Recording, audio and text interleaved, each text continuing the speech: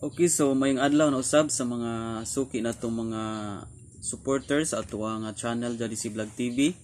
So once again, ani na usab kita sa ato ang devotional sa matag adlaw-adlaw nga pagkinabuhi ngatod pa sa Ginoong Hesukristo nga dili mabuhi ang tawo sa tinapay lamang kundi sa matag pulong usab nga iyang isulti.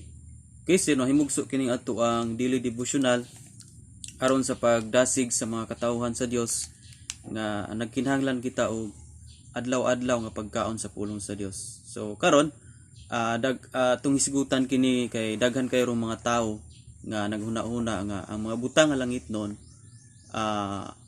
og sa mga butang nga kalibutanon daghang ka mindset nga pareho ra daw walay kalainan. Daghang naghuna-huna nga og dili sila mosimba pareho ra man gyapon sa tigsimbahan, no? Daghang kauna-huna nga naa man lagi tigsimba unya wa man na usab. So ilang gikumpara ang ilang kinabuhi sa nagsimbahan ug sa wala nagsimbahan. So na compare nila nga mas naay nag-ingon nga mas maayo pa daw ang wala tigsimbahan kaysa nagsimbahan. Okay, so anani nga video atong isigutan o atong i-prove nga aduna gyud kalainan sa mga butang nga langitnon o mga butang nga kalibutanon o sa mga tawo nga Dios non o sa mga tawo nga kalibutanon. Okay? So para mas masabtan nato ato kining gikutlo diha sa Lucas chapter 3 verse 2. Matud pa dinhi huna-hunaa ang mga butang langitnon dili ang yutanon. So dinhi gisigutan dinhi ning usa ka buok bersikulo nga ipahuna-huna daw nato ang mga butang nga langitnon ug dili ang yutanon. So karon unsa man gyud ay ning mga butang nga langitnon? Una, ang mga butang nga langitnon mulungtad kini. Okay? So naghisgot kini may tungod sa pulong sa Ginoo. Number 1 ni ana ang pulong sa Ginoo ang mga butang nga langitnon. Naa diha sa pulong sa Ginoo gisgutan kung unsa ang mga langitnon nga mga pamaagi. O naghisgot kini sa mga prinsipyo sa ginharian sa Dios, no? Kingdom mindset. Okay? So matud pa sa Matthew 24 verse 35 nga heaven and earth shall pass away but my word shall never pass away. Okay?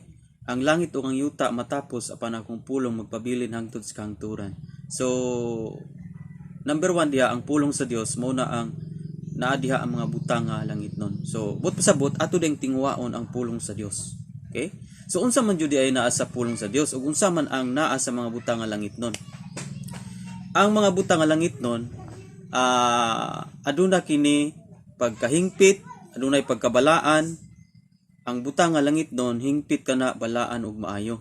Okay? So muna nga gisgutan dito sa Roma kapitulo 12 bersikulo 2 nga nag-ingon sa dito nga busa ayaw kamo pagpahiuyon sa mga pamatasan ining panahon na hinuon ipabago sa Dios ang iyong kaugalingon pinaagi sa pagbago sa iyong hunahuna aron masayran ninyo kung unsay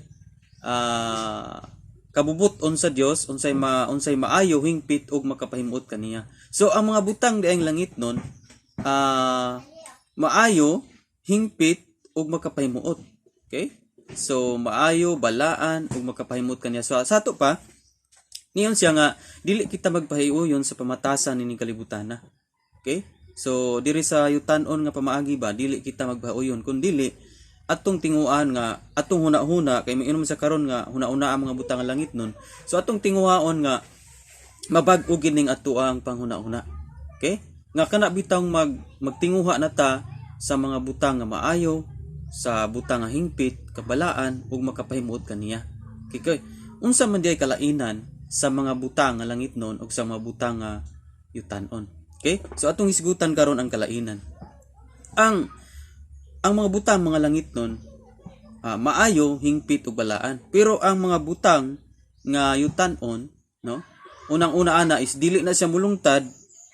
Unya makahimo kini nato nga dili maayo. Okay? Daghan kay mga tawo nga mga yutanon ang panguna-una ni resulta hinuon nga dili maayo ang ilang kinabuhi.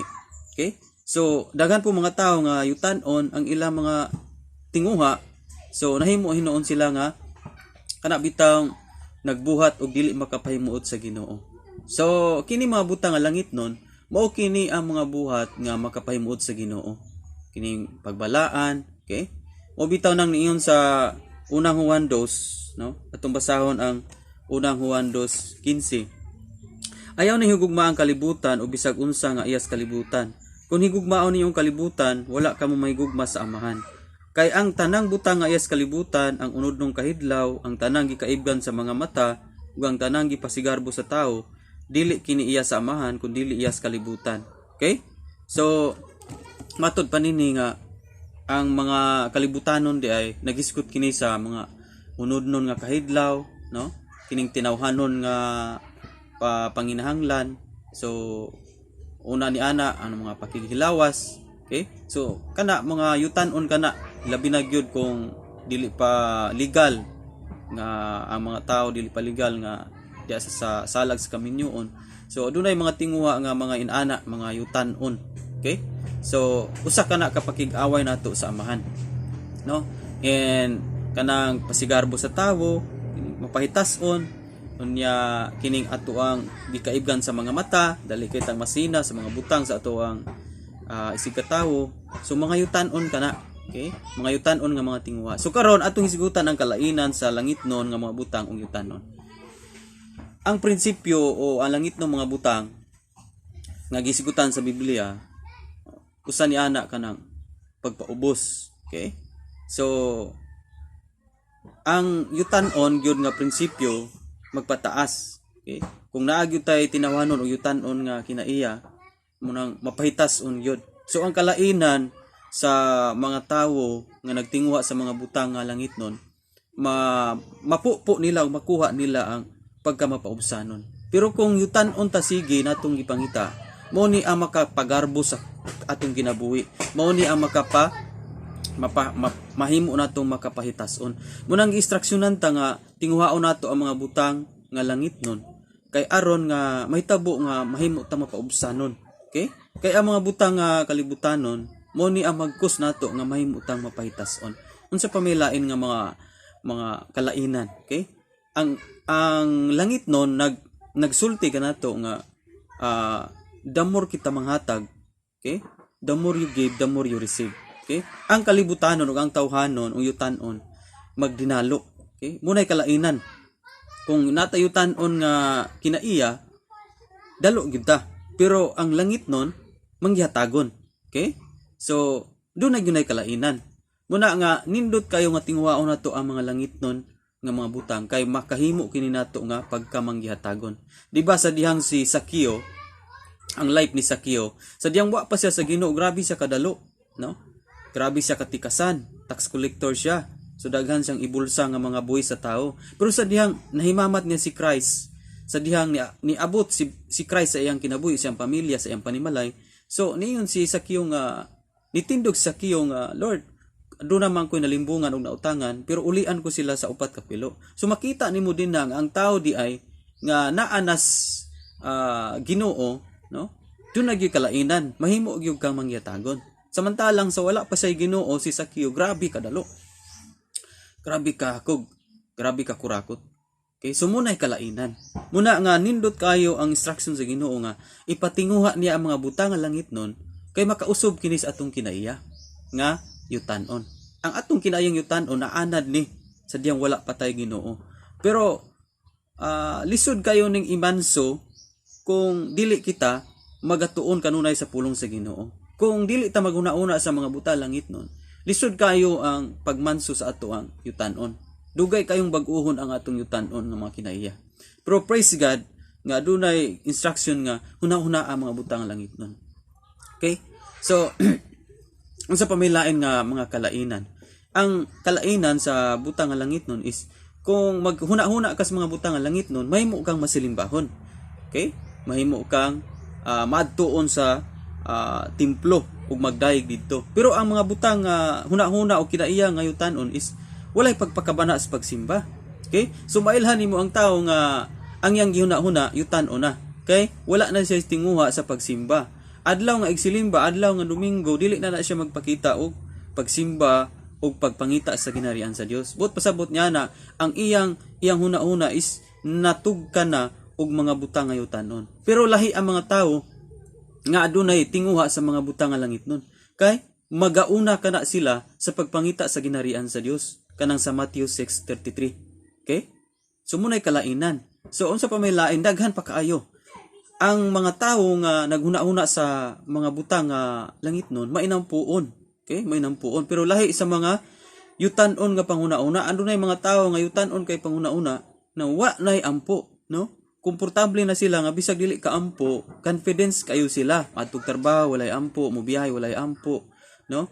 Kada adlaw walay ampo. So nahimong weak ang ilang Kristohanon nga kinabuhi.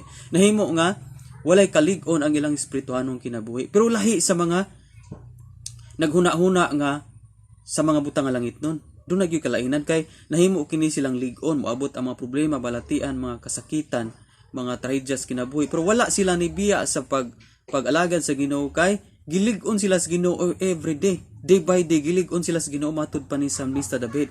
Day by day girenew siya sa Ginoo. So nindot kayo na nga maguna-una dayta sa mga butang nga langit nun kay ang Dios mag-renew kanato. Another strength nga iyang ihatag every day sa atong kinabuhi. Pero kung usa ka Kristohanon, unya yutan-on ang iyong panguna-una. Okay? Wala kay tinguha sa pag-atos simba, wala kay tinguha sa Pangginoo, sa activities Pangginoo, gibaliwala na nimo. Then mahimo kang huyang nga Kristohanon. Okay? Makahuyang ang mga yutan-on nga panguna-una. So igsoon, dili pa walay ang tanan, adunay instruction ang Ginoo. Okay? Nga mubalik kita sa paghuna-una sa mga butang langit doon. Unsa man gini? Unsa mga activities pang Ginoo, muna imong una-unaon. Okay? Pulong sa Ginoo, pagampo, pagsimba, pagdaig. Okay? Ang lain pang kalainan, ang mga tawo nga naghuna-una sa butang nga langit noon, madahigo na sila, mapasalamaton. Okay? Apan ang mga tawo nga yutan-on lang, okay? Pag-abot sa mga kalamidad, mga trahedya, sitwasyon nga dili maayo, mahimo na silang bagulbulan, mahimo na silang dili mapasalamaton, kusog nga mubasol sa uban, kusog mubasol sa ilang pamilya, sa ilang kinabuhi, and posible pa ganing maapil nila basol ang Ginoo nganong nahitabo ni silang kinabuhi. So lahi gyud kaayo ang mga tawo nga naghuna-huna sa langit nun ug sa yutan-on. Dunay gunay kalainan. Muna nga niini nga video, hopefully nga aduna kay nakatunan nga mapagtulunan. So kung usa karon nga dunay yutan-on nga panghuna-una. Okay? So ang imong buhaton is mubalik ka sa paghuna-una sa mga butang nga langit no. Okay? Balik sa pagbasa sa pulong sa Ginoo, pagka may nampuon, pagka masilimbahon, pagka madahigon. Okay? Ayaw huna-una ang mga butang nga langit nun. Ayaw huna-una ang mga butang nga yutan-on. Kaya ang mga butang nga yutan-on, mao ni ang makakus kanimo kaluya sa imong pagpangalagad sa Ginoo. Okay? Take time nga naagyo kay panahon sa Ginoo. Tagaig og panahon ang Ginoo aron nga dili ka huyang ug dili ka dili ka discourage nga pagka-Kristohanon. Okay? Ang usa man gud nga maka-discourage sa tao is kining wala na ka maguna-una sa mga butang nga langit nun. Puros na lamang kalibutanon, puros na lamang trabaho, puros na lamang panginabuhi, puros na lamang nga mga plano, pero wala nay pagpakabana sa espirituhanong bahin, wala nay pagsimba, wala nay pagampo, wala nay pangayogiya sa Ginoo. Munay usa ka dakong problema sa mga Kristohanon karon. But praise God, puli nga aduna kay nakutlo nga mapagtulunan karon. So, dinilang takutob. God bless sa imong pagpamati. Kung bag-o pa kanini nga channel, ayaw kalimot pag-subscribe, gi-invite ka sa pag-subscribe, okay, pag-comment para nga next video ma-notify ka sa atong mga daily devotional. So nahimugso kini atong daily devotional sa ginaingon ko na sa sinugdanan aron nga ang atong espirituhanon nga bahin aduna gyud tay siging pagkaon ug kalig-on sama sa Ginoong Kristo nga dili mabuhi ang tawo sa tinapay lamang kundi sa matag pulong usab nga iyang isulti. Okay? God bless. Glory to God.